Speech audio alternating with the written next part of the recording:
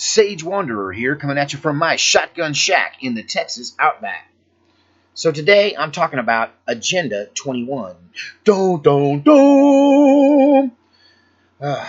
Well, one thing I don't have to worry about is an angry, hungry bear looking over my shoulder. Ah! Hungry, hangry bear! Oh, he's not hangry. He's got some fish there. He's good to go. Why am I being so silly? Because you know what? You're going to hear this a lot in this video. You got to laugh to keep from crying. So let's tell a little story. I'm pretty good at telling stories, okay? So if we get in our Wayback Machine and we go back in time, people started to talk about the mathematical equations that led them to believe that if we go down this road of procreation like we have been in the past, that we're going to get to a certain level when we'll be like too many fleas on a dog, right? And the dog's ecosystem cannot, handle all of the fleas, and it's either the dog's got to go or the fleas got to go, right? Now this is a undersimplification here, but what they're talking about is, somehow they've got, even back then, they went way forward in time and they used their crystal ball or their time machine or whatever to go way forward in time and decide for themselves how many people they think the earth can actually support. And they decided that we were already over that level, and they kind of got together and they started talking about this. And honestly, the early beliefs of this are kind of embedded in what happened in Nazi Germany, and that this is in a way related to Nazism. The idea that people need to be exterminated. This, in so many ways, is worse than Nazism. This idea that for the planet to survive, we have to kill off 90% of the population. I mean, that idea is actually, to me, worse than Nazism, because Nazism, they really just wanted to kill a few races, right? But this kind of population control, this Georgia Guidestones reduced the population by 90% to save the planet cult, right? We know they're out there. They were talking openly about this. The UN did a study on it. They produced a document talking about a program called Agenda 21, where they were trying to reduce population by 2021 by a huge number. And originally, I guess this started out as birth control, and then abortion. And then I suppose euthanasia was the next notch, the next step up, right, towards the idea that some of us don't deserve to live. Today in a live stream, I kind of retold a story of a woman that you may have seen that appeared on the Jesse Ventura television program Conspiracy Theory.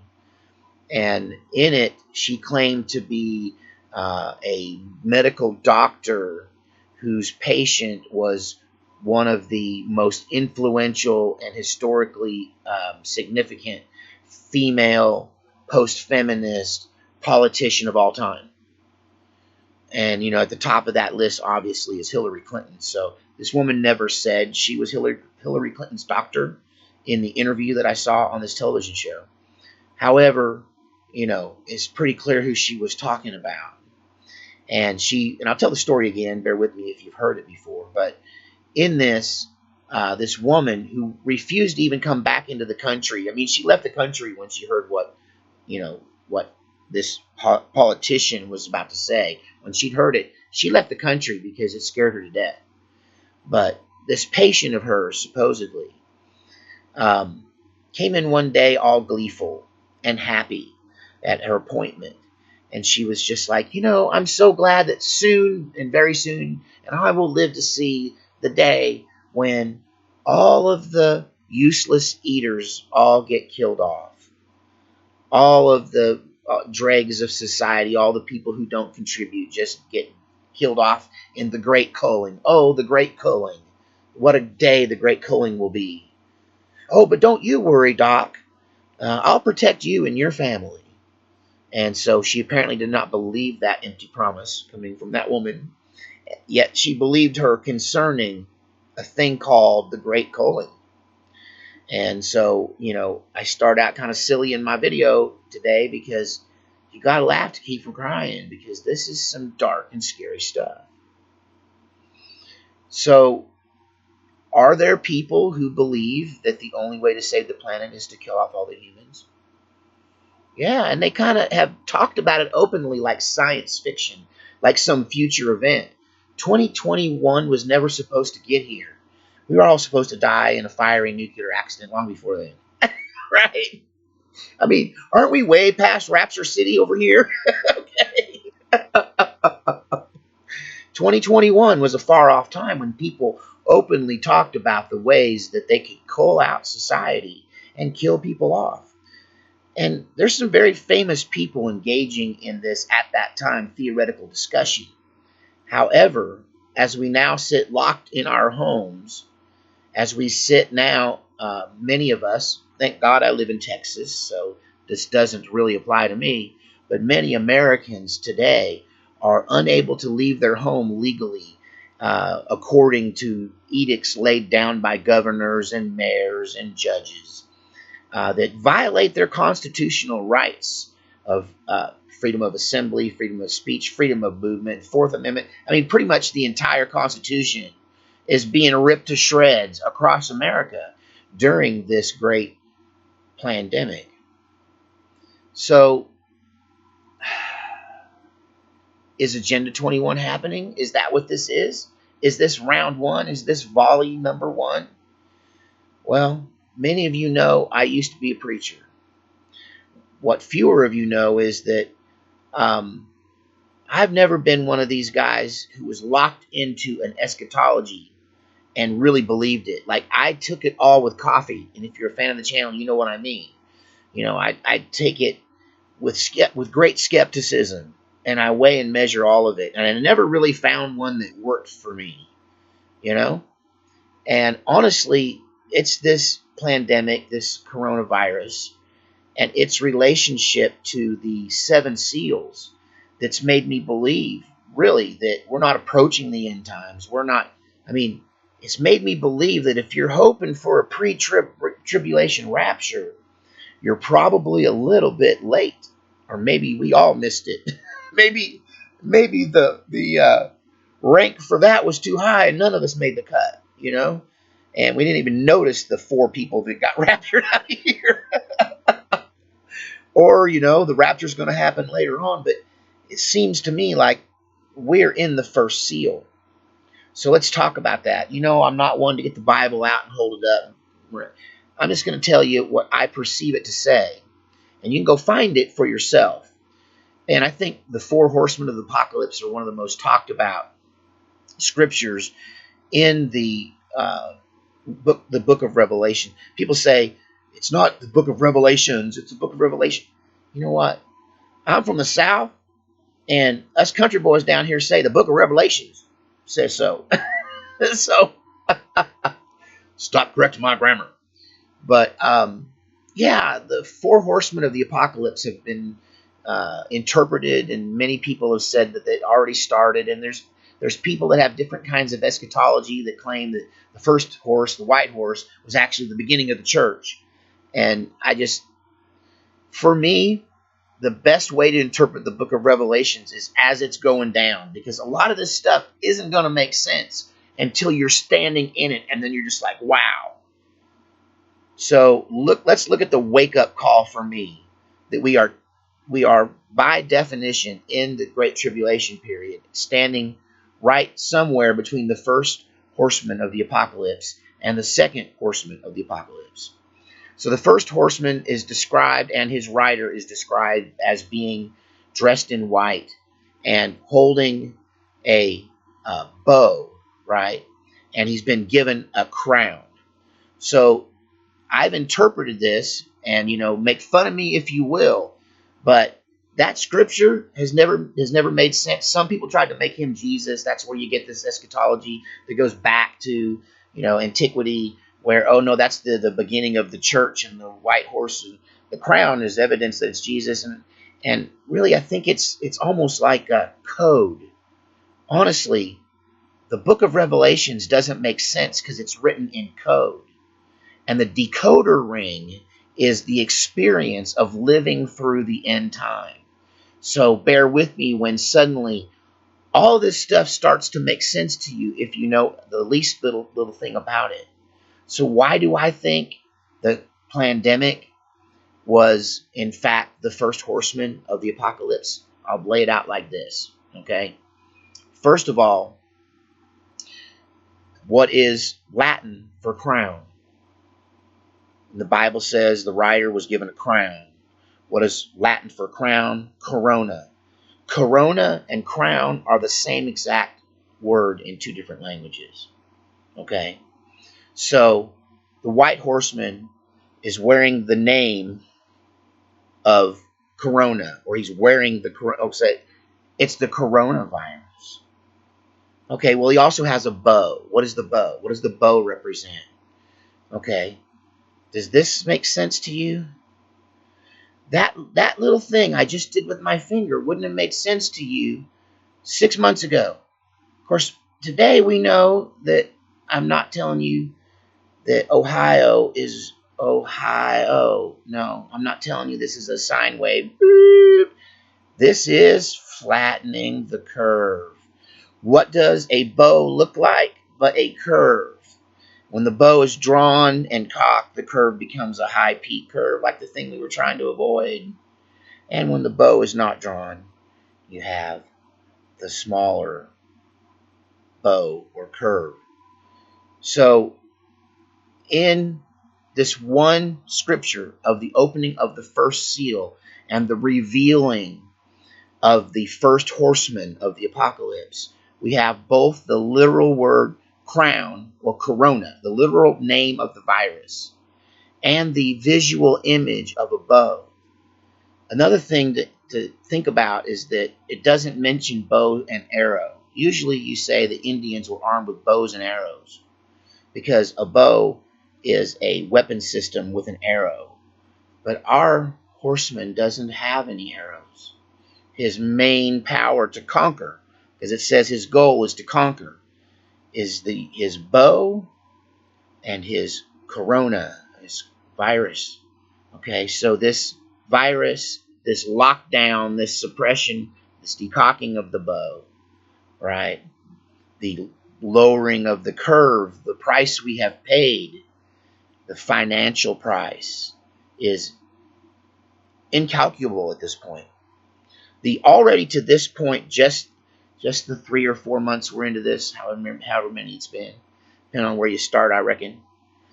But the impact financially is at this point too vast for us to even really estimate. If you think you can estimate, because you know what, so much more is yet to come.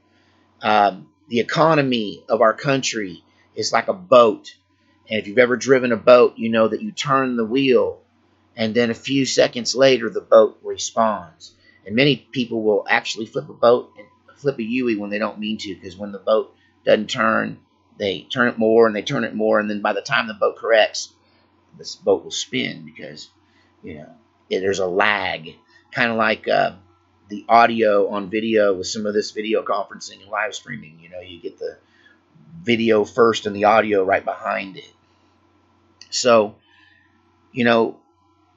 if the coronavirus is the first of the 4 horsemen of the apocalypse, what is coming next? So I'm kind of repeating myself from my live stream today, but I wanted to go into this in a little more detail as it relates to the idea that what we're really up against are people who are trying to destroy humanity to save the planet.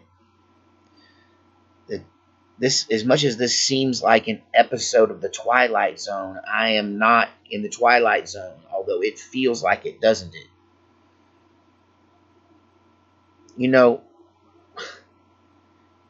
A lot of this is just recovering what I talked about in my live stream today, because I feel like I was really putting that together for the first time, and now it's really starting to sink in.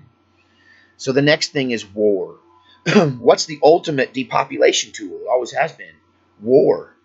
You hear me talk about the old Marine, and I think I'm guilty of not revealing his inner angel as much as I should. And I'm also guilty of not really showing how dark his inner demons were. There was a reason why this man struggled so much. And, but, one of the dark side things he'd say is somebody cut him off in traffic, or he'd be mad at somebody. And, he would just say, well, we hadn't had a good war in a while, and that's why there's so many idiots running around. Because even he bought into this eugenics to some degree, that war was necessary to thin the herd. It's a Darwinian kind of manifestation of culture, And so it's kind of taken that idea to the next level, and it's macabre to think about, But there are people that are that analytical. They're that materialistic. They're that algebra driven that they think they can calculate the number of people that can be on this spinning mud ball. And if you don't want to, off yourself, they'll help you out. But, you got to go off the lifeboat because it's sinking and they want a seat. And they've made themselves up in the position of God, deciding who dies and who lives. And, this thing is probably one of the scariest concepts in the truther movement is, the end game. When are they going to do it to us? We've been waiting for it. And even though we're in it, we're still like in denial. We're like, oh no, they're not trying to kill us all.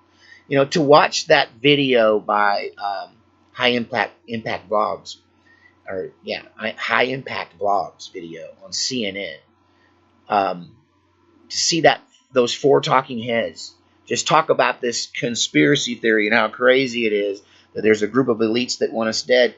I mean, they were talking about it for years until now they're actually doing it.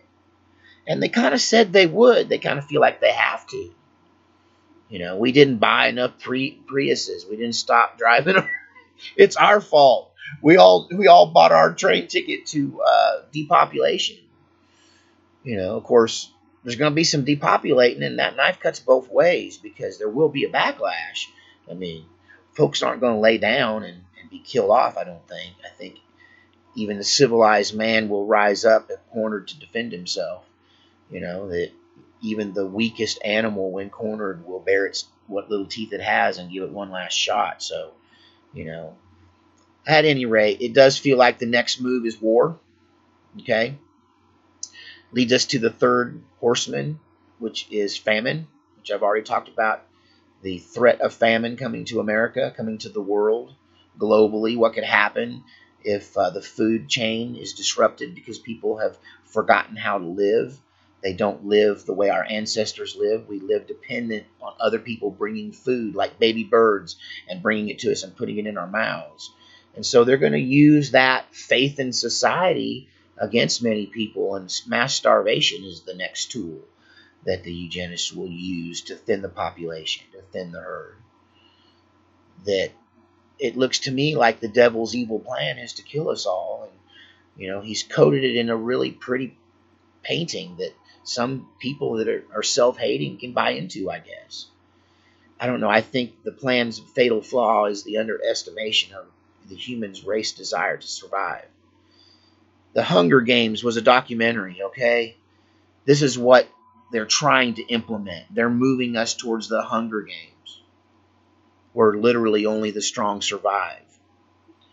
They want to stress the human population to the point where it separates the strong from the weak, and only the weak will survive, to influence the gene pool and to create a race of superhumans. Sound familiar?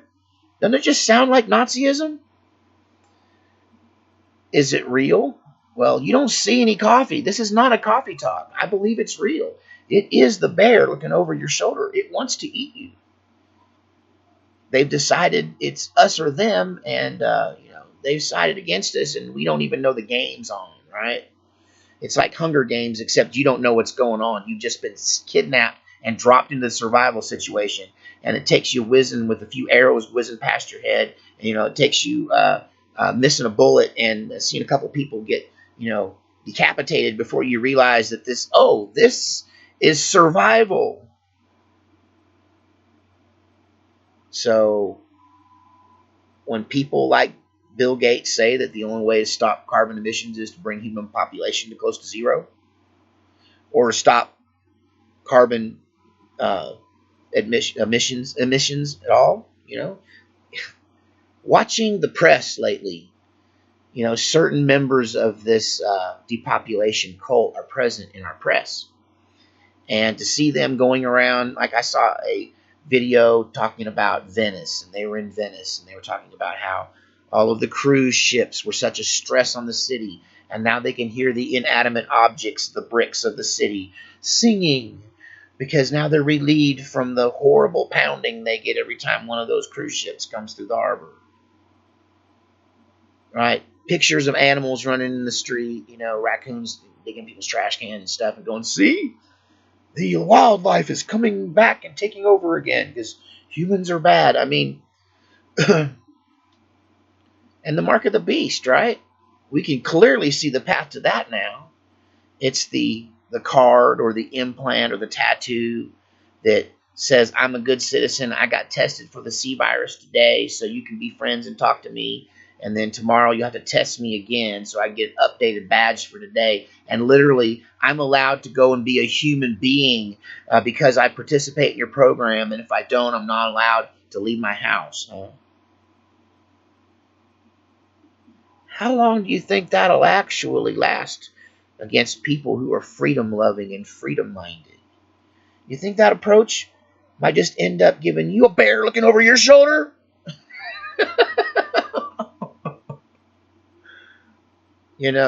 Depopulation cuts both ways.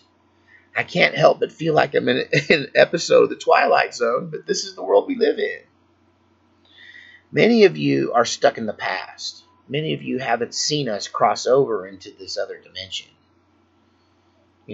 Being in the end times is, the supernatural elements start to become really present, and anybody that's sensitive to that at all becomes immediately aware of what's going on, even if it's just on a subatomic or spiritual level, even if it's just on an instinctual kind of tribal level, where those that are tuned in can feel the change. I did a video August 2018, August 2018.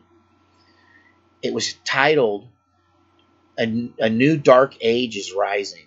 And it was about a 3-minute, well thought out rant about how I felt the spiritual world change in 2018. I keep going back to November 4, 2017, when they said, it's beginning. And the Antifa and the BAM and the people that had been filtered down at least some idea that something was going to happen, that some big change was coming that was going to turn the world upside down. And they were celebrating it on November 4, 2017. We just didn't get it. It was a private joke. But in the end, I think the joke will be on them, because depopulation, that knife cuts both ways. Ask Marie Antoinette. Did she or didn't she say, let them eat cake? I guess that's an argument for historians. To say that the world has gone under a deep and intense change is an understatement. The belief that we'll somehow get back the magic, frivolous society that we once all enjoyed is probably a pipe dream. And really, as a believer stuck in the end times, I really have only one job, and that is to stand, to put on the full armor of God, right? So that in that evil day, I can stand. This is that evil day. My only job is to outrun the bear looking over my shoulder. Or as some cynics would say, I don't have to outrun the bear, I just have to outrun you. I don't run so good anymore, but I fight pretty good. But ultimately, it's my job to stand, to survive. I got to see it through, right? And I understand why some of you haven't made the transition yet. I don't think many of you will be able to make the transition smoothly. It will be a struggle for you coming from this concept of what we had compared to what we now have. You know, trillions of dollars in stock market earnings evaporating overnight. You want to talk about trickle down economics? Trickle down economics may or may not have worked in the sense they were originally implemented. But the old country saying that poop rolls downhill, I'm being nice. But, I don't cuss on this channel typically. Typically. Poop rolls downhill. So all of this economic mayhem in the stock market is going to trickle down to me and you. And we're already seeing it. We're seeing the second and the third horseman line up to take their tour around the stadium for everyone to see and appreciate. I don't even want to talk about seal number 4, the fourth horseman of the apocalypse, the black rider of death. They just list all the things you can die of at this stage in time in the telling of the four horsemen's code, as it were. That you can die by pestilence, you can die by war, you can die by famine, you can be eaten by wild animals, even death by animals. What's that going to be like? Is that what happens when the Earth's magnetic field is disrupted in some way? It causes animals' minds to go woohoo, and now they all become murderous. Man, there's a novel. Somebody get on it. The Day the Animals Attack. I think they tried that in the 80s. I don't know. It didn't have a good budget, I think. Nobody's going to make movies anymore. Not for a while. They're not people are making home videos instead of movies. And Kevin James is making some good ones. He does one where him and a buddy get chased down by the thought police for handshaking. It's funny. It's really funny. Kevin James is very hilarious in some of his home videos. I've been watching Nora Jones make music on her piano in her living room. It's kind of different, but I think that's just more evidence that things are never going to be the same. They're going to find a way to stretch this into infinity, because nobody that ever seized power intended to ever relinquish the power they seized. So there's been a power seizure. They've been using the Plandemic to bring that about. And, yeah. You gotta laugh to keep from crying. So God save our republic, and we'll see you next time from the Shotgun Shack, where there's always a hangry bear looking over my shoulder. Ah!